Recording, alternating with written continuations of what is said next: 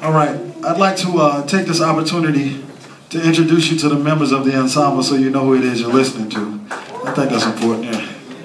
We're going to start with our pianist. He hails from St. Louis, Missouri. And this guy's a cat that I met at the Berklee College of Music in Boston. Still feedback. We've been at the Berklee College of Music in Boston, and I never wanted to play with him because he seemed like such a nice guy. You know, every time I see him in class, he was, "Good morning, nice to meet you." So I didn't think the motherfucker could play. And it's funny because for about 5 years I avoided him. I never called him. Guys would say to call him, but I would never call him because he's such a nice guy, right? And I grew up under the impression that you had to have a little dirt under your nails to be a good musician. And I made the mistake of, after 5 years, calling him. And on the gig, he beat the hell out of me. And after the gig was over, he's the only person that I ever played, the only person that I ever paid that cursed me out. How do you say this in French, to curse someone out? Say it again? Say it loud. Yeah, this motherfucker cursed me out. After the gig, after I finally called him, I said, "Oh, I like him." And, you know, we've been working together, what is it, 4 years now? 3.5? All right. You're the only person that says less time. I like it. I think this guy is a phenomenal talent. I think he is one of the greatest piano players of this generation, and I think he's a young legend.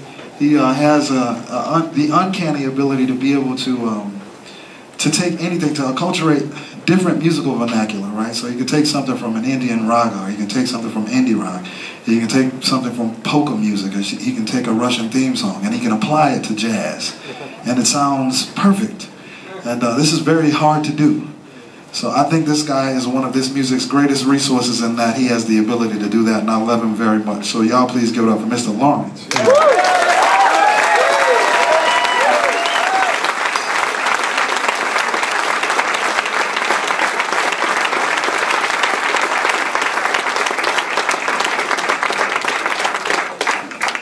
On the acoustic bass from Baltimore, Maryland. Yeah, Baltimore. We got somebody from Baltimore here? Oh, we said no. I like it, even better. Somebody get that motherfucker a drink for me. Somebody get him a drink, I'll buy his drink. Get him whatever he wants. This guy is, well, when he first joined the band, this is feeding back. This is feeding back. So when he first joined the band, I asked him if he wanted to be in the band, and he told me no. And that had never happened to me before. So I didn't know what to do, right? I freaked out, so I decided that I was going to go to the bar and get what you call in America liquid courage, right? This is when you get really drunk and really brave. So I got really drunk and I came back to him and I tried to bribe him. How do you say bribe in French? Say it one more time. Okay, so I did that to him. Tried to bribe him. I can't say. Do it again. Cajon. Corruption. Yeah? Is that okay? You said an eruption? No. Corruption. Yeah. Okay, I was gonna say eruption. Hold on, buddy. You came to the wrong concert. Maybe after some of these fellas that they're lucky to have eruptions, but not now. Don't act like you don't like sex. Wow. If you don't, sorry, I like it. But so I decided I was going to bribe him, and I went up to him. I told him how much the gig paid, and how much we'd be making on the road, and how much fun we'd have, and all these things. And he looked me right in my eyes and he said, "Hell no." So I didn't know what to do. But later on he called me, he told me he was only joking. He had only said it to see the look on my face when he said it. And I always said it was the best thing that I ever did was to ask him to be in this band, because I really do think this guy's the baddest bass player on the planet. And yeah, I think he's super great. Now it's funny because the thing is you guys haven't heard him solo yet. So at some point we're gonna let him cut loose on you, and we'll watch everybody freak out a little bit. But this guy's a stellar talent. Like I said, he hails from Baltimore, and I just love him to death. Y'all please give it up for Mr. Kris Funn on the bass.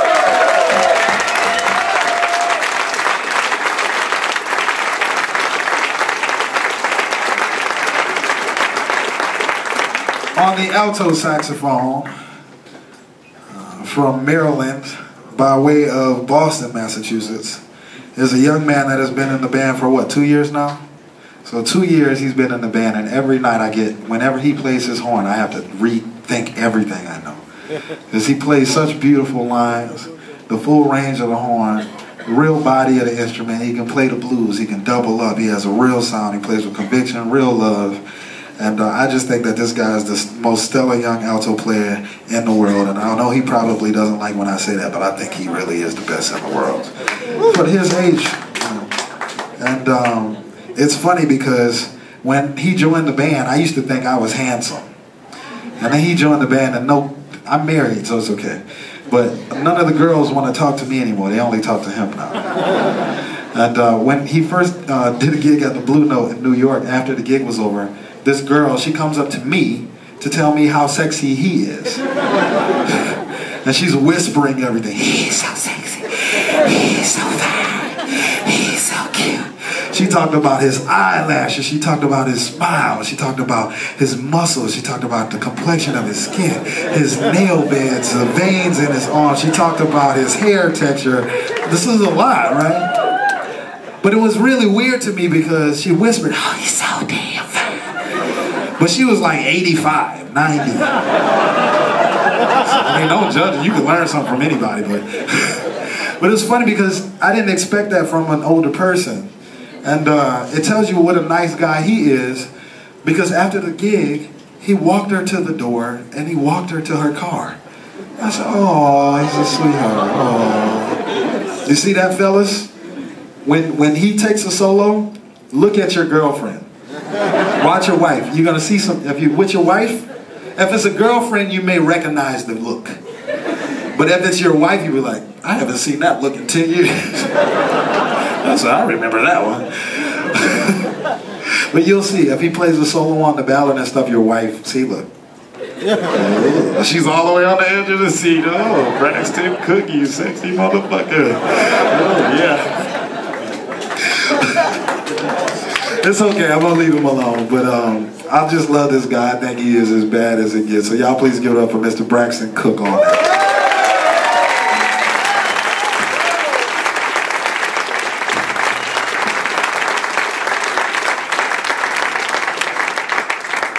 The baby of the band. She's 19. Shit. Yeah, what were you doing when you were 19, right? This young lady is a presidential scholar in America. Y'all don't know what that is. Okay, so this is for when you're in school. This is the top honor in the country, is to be a presidential scholar. So in addition to being an amazing flute player, she's also a brilliant young lady, beautiful young lady, has her own band. She has a brother that has his own band, and they work together, and they, I think, are going to tear the jazz scene up. But I think this young lady is quickly going to grow into the leading exponent on her instrument for this generation and all generations of flute players. I really do see that in her potential. And I love her very much. She is amazing, stellar talent, so you guys look out for her stuff when it comes out as well. Y'all please give it up for Miss Elena Pender-Hughes.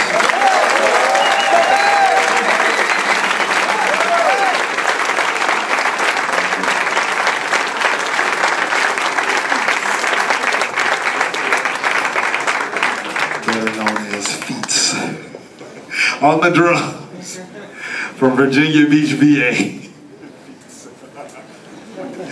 From Virginia, y'all know where Virginia is? Yeah. You know where that's where all the hood motherfuckers come from, right? But he doesn't do drugs, he does drums. But this guy, he has his own band. He has a group called Butcher Brown. Yeah. So yeah, you can clap for Butcher Brown. Yeah. He's all of 23 years old. And I think this guy is one of the baddest drummers on the planet as well. There's nothing that he can't do. He's one of the strongest drummers that I've ever played with. And right now he's actually doing 2 drummers' jobs in one sitting. So this guy's a phenomenal talent. You see he has all this crazy shit gear up here. I met him when he was 15 years old. And he came to me and he called me Mr. Scott. And those of you who know anything about me know that I fucking hate to be called Scott. Do not call me that shit. Just call me Christian, right? Or call me Adjoa. But you call me Scott, I'm like looking at you like a weird motherfucker. So, but this guy called me Scott, and I was immediately off-put, like, who's this young cat? And he asked me, he said, Mr. Scott, I love your music, I want to be in your band. But he's so young, I didn't want to take him on the road. So I gave him my phone number.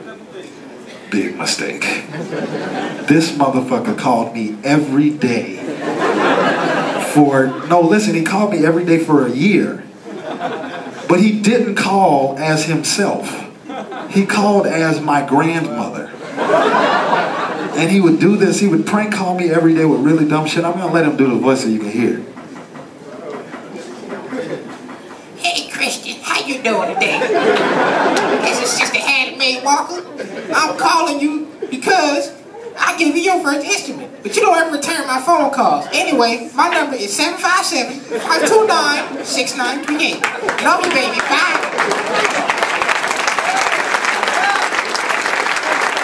So in addition to being a really great drummer, he's also a little bit of a goofball. But I love him to death, man. He's a titan on the drums. I don't think there's anybody out here right now playing as hard as this boy plays. So y'all please give it up for Mr. Corey Fonville on the drums.